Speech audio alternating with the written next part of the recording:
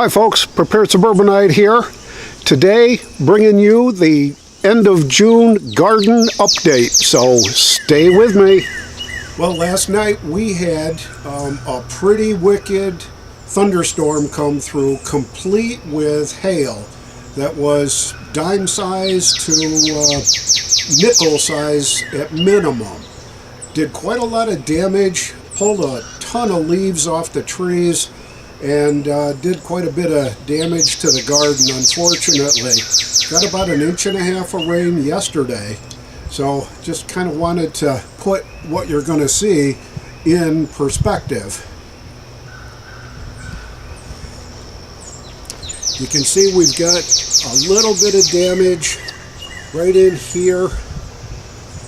Let me back up a little bit so you can kind of get the right perspective. There we go. You can see that they've been pushed down. The tomato plants there have been pushed down pretty good. Over on this side, we've got a little bit of damage right in the front area here. And we get around to the back side, and we can really begin to tell how much damage we really got. There you can see pretty much flattened those two tomato plants right down to nothing. I think the stems will probably be okay, but I've got a little bit of work here to do to get those put back up. Thought it was interesting the way this one tipped right over and took the tomato cage and bent it right over right with the tomatoes themselves, with the whole tomato plant when the storm came through last night. So really did quite a bit of damage. But now for the good news is that we are really starting to see quite a lot of tomatoes developing. And the bad news on the other side is our squirrels have gone absolutely crazy out here. I don't know if they're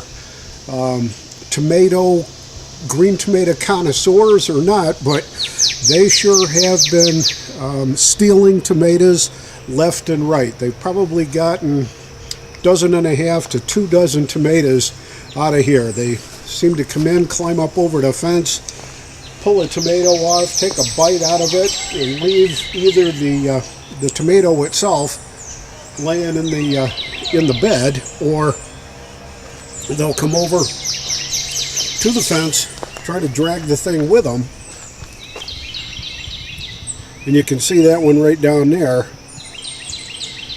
I'm not sure he could climb up the fence carrying that big a tomato, so we just kind of left it there, and that's where it is. But we've lost quite a few tomatoes as a result of our friendly little squirrels.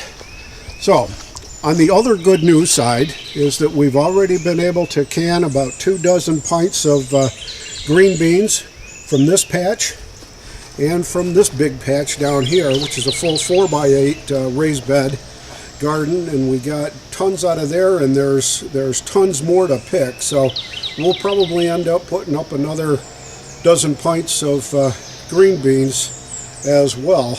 My wife's also made a couple of her famous green bean casseroles to get ready to freeze, and they're going in the freezer this morning. So that should be a welcome treat come sometime soon in this maybe this fall. The peas are spent, they're done. There isn't any more left. Not sure exactly what happened. Pretty disappointed in the way the peas turned out. The blackberries, there's 2 different varieties of blackberries in the blackberry patch here. There was ones that were quite big, almost as big as the end of your thumb. And then we've got these red ones here that are just now starting to turn into ripening blackberries. So we're pretty well pleased with that. This is only our 3rd year with those blackberries, and they've come quite a ways, and they're growing like crazy all over the place. So I'm going to be transplanting a few of these plants in a couple of other areas around the homestead here. So in the summer vegetable patch, you can see the lettuce got beat down pretty good. The The carrots are really doing quite well. We pulled a few the other day, and they're getting to be 6 to 7, 8 inches long. Beets are doing good. We've had a few out of there. Onions are starting to come up here. So we're pretty pleased that that's coming along, but I guess it's time to say goodbye to those poor lettuce plants there. The other thing that we've done to add to the garden was we've added some potatoes to the potato bed. So we've got those planted. They're right here. And then over in here, from a friend at church, we've got sweet potatoes on the right-hand side, and a volunteer potato that must have been left over from the bed last year that has popped up, and we expect there's going to be a couple of potatoes underneath there. But the sweet potatoes, first time we've tried them, should be kind of fun to see how that turns out. Down below, the storm that we had last night really did quite a bit of... There's one of those pesky squirrels now.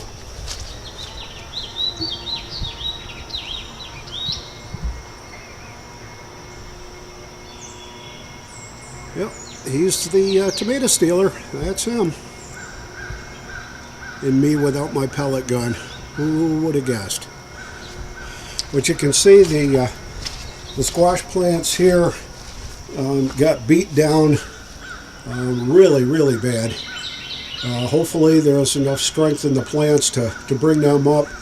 We've pulled enough summer squash and zucchinis out of there to make an adjunct to a couple of different meals. Had them fried up, had them in a squash casserole, which was very good. Starting to get a few pickles, cucumbers. Going over here, you can tell what I think of cucumbers. They're really just undilled pickles right now, but they're coming along, starting to sprout pretty good right now. And last but not least are the pepper plants. They've started producing jalapenos, which hopefully I can find it in the viewfinder there, but there he is.